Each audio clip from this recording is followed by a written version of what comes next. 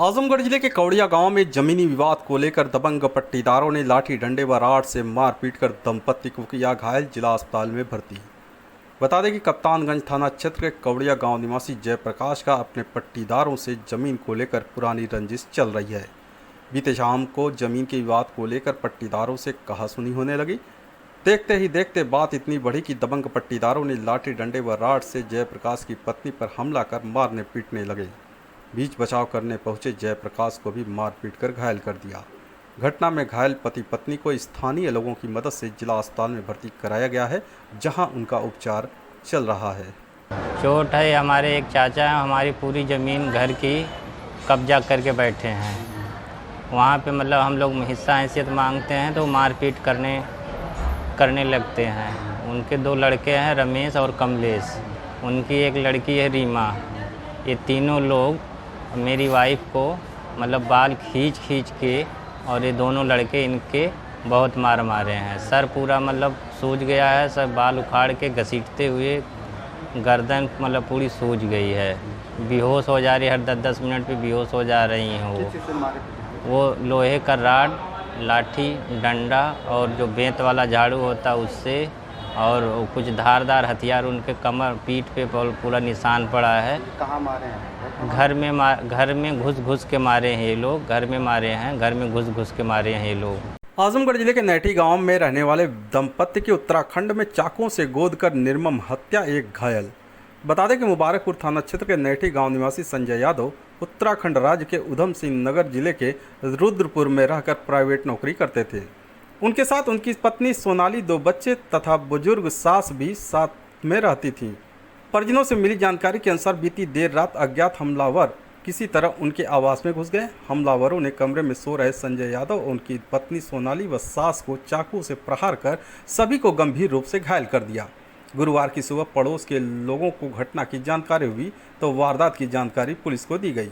मृत दंपत्ति के शवों को पोस्टमार्टम के लिए भेज दिया गया। वहीं हमले में घायल बुजुर्ग महिला को इलाज के लिए अस्पताल में भर्ती कराया गया है।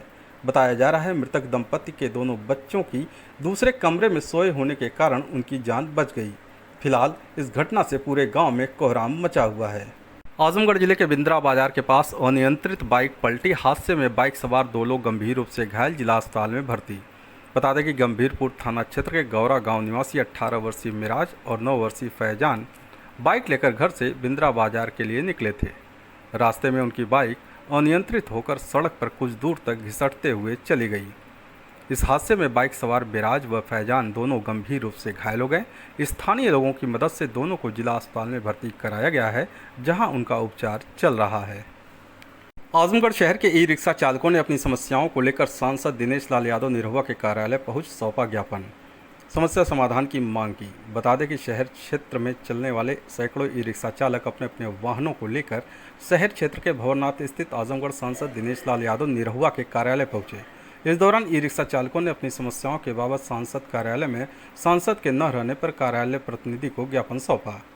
ई-रिक्शा चालकों ने बताया कि पुलिस द्वारा उनके रूट को डाइवर्ट करते हुए शहर के अंदर जाने से रोक दिया है। साथ ही बाहरी ऑटो रिक्शा चालकों को शहर में धड़ल्ले से प्रवेश कराया जा रहा है, जिसके चलते उनकी आमदनी में गिरावट आ गई है।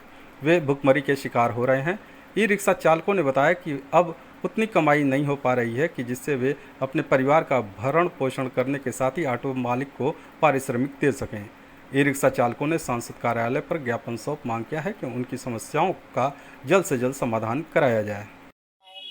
2 टाइम खाना 50-50 रुपया की दर से खाते 100 रुपया वो खर्च हो जाता है, और 25-30 रुपया चाय पानी का खर्च होता है। मुश्किल से 200-250 रुपया ही बच पाता है, जिससे हम 10 परिवार का भरण पोषण करते हैं। और रूट डाइवर्जन होने से शहर में ई रिक्शा ना चल पाने की वजह से कमाई बिल्कुल नहीं हो पा रही है। यहाँ तक कि मालिक को भी नहीं दे पा रहे हैं। इसलिए हम भूखमरी के कगार पर आए हैं। इसलिए माननीय सांसद महोदय के यहाँ अपनी समस्या रखने के लिए आए हैं। आजमगढ़ जिले के मोड़ियार गांव निवासी पीड़ित ने अपनी भूईधरी की जमीन पर जबरदस्ती निर्माण कराने का विपक्षी पर लगाया आरोप। एसपी से की शिकायत। पुलिस अधीक्षक कार्यालय पहुंचे फूलपुर कोतवाली क्षेत्र के मोड़ियार गांव निवासी पीड़ितों ने बताया कि गांव में उसकी भूमिधरी की जमीन उसके कब्जे में है, लेकिन विपक्षी जबरदस्ती उसकी जमीन पर निर्माण कार्य करा रहे हैं।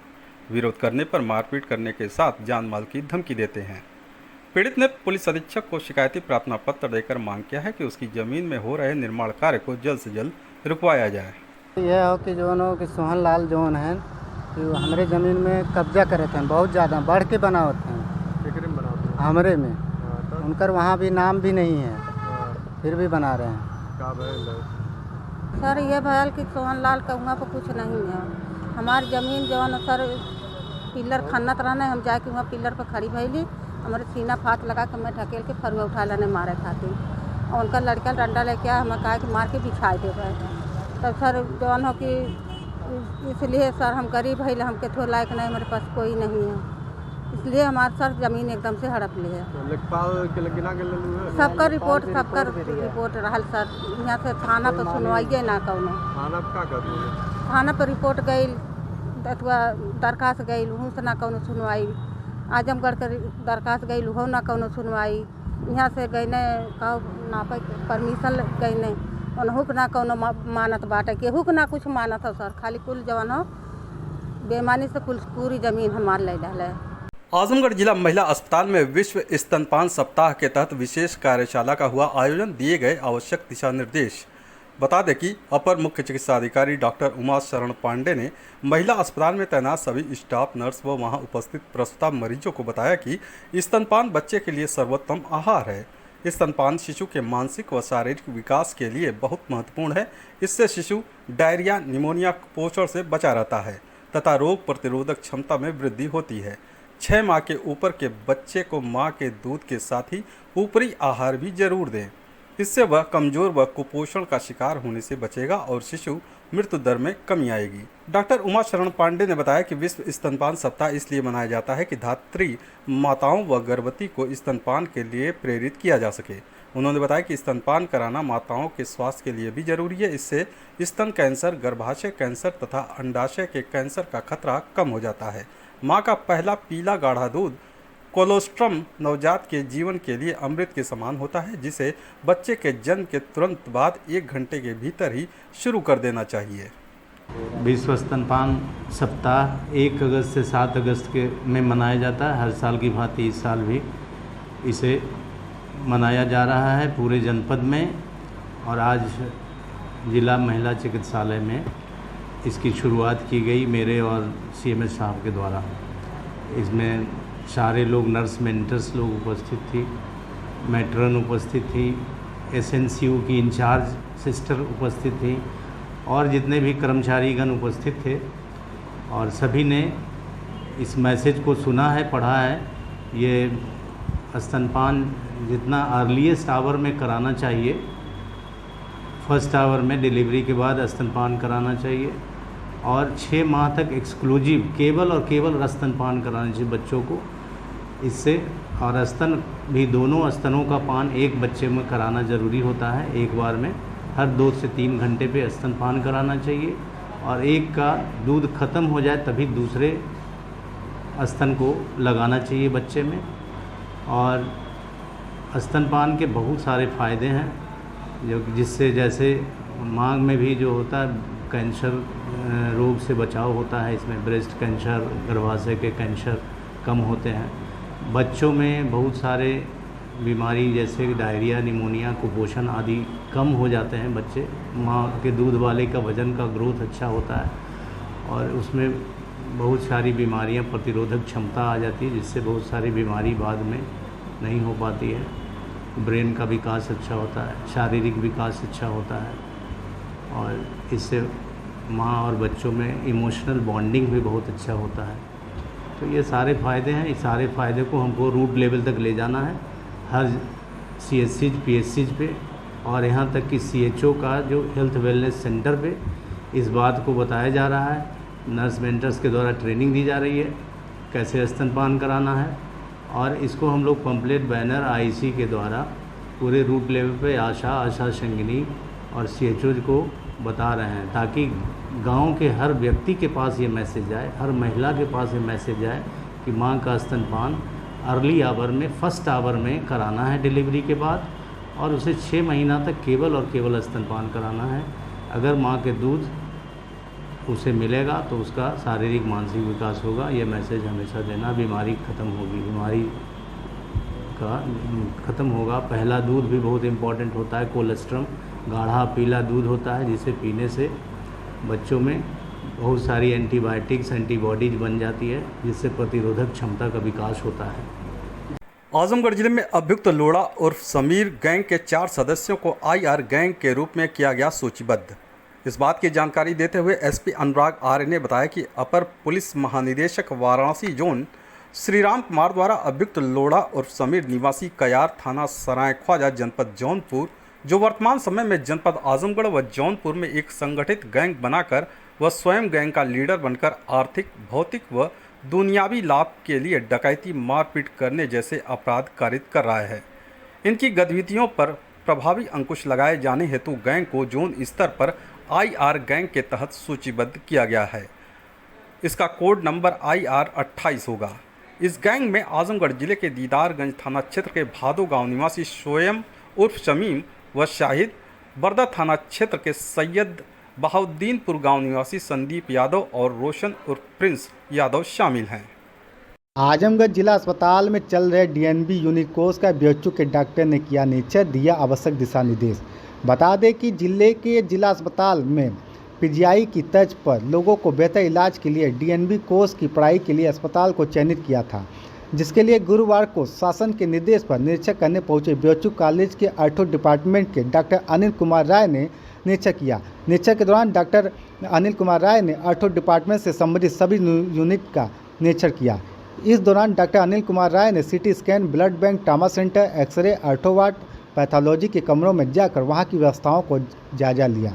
उन्होंने XIC को निर्देश दिए कि जल्द से जल्द सभी कमियों को दूर कर रिपोर्ट प्रेषित करें, तभी आगे की कार्रवाई की जाएगी।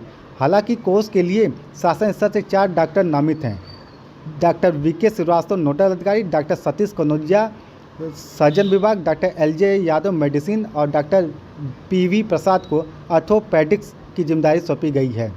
SIC रीता दुबे ने बताया कि शासन के निर्देश पर डॉक्टरों द्वारा अस्पताल का निरीक्षण किया गया है, जिसमें कुछ कमियां मिली हैं, जिसे जल्द से जल्द दूर कर दिया जाएगा। निरीक्षण के दौरान अस्पताल के manager Pawan Chaturvedi, doctor Rajesh Jaiswal, doctor AK साथ डॉक्टर अमोद कुमार सहित अन्य स्टाफ उपस्थित रहे। कौन से अधिकारी आए थे, कहाँ से आए थे और क्या हुआ? जैसा कि आप लोग को मालूम है, हमारे यहाँ DNB कोर्स शुरू हो रहा है। DNB मतलब हुआ डिप्लोमेट नेशनल बोर्ड। तो अभी तक हमारे यहाँ मेडिसिन का हो गया, सर्जरी का हो गया। आज आर्थो के लिए डॉक्टर अनिल राय BHU से आए हुए थे। क्या हुआ निरीक्षण में? उन्होंने निरीक्षण किया, कहा कि लोड आपके यहाँ बहुत है, काम भी बहुत हो रहा है।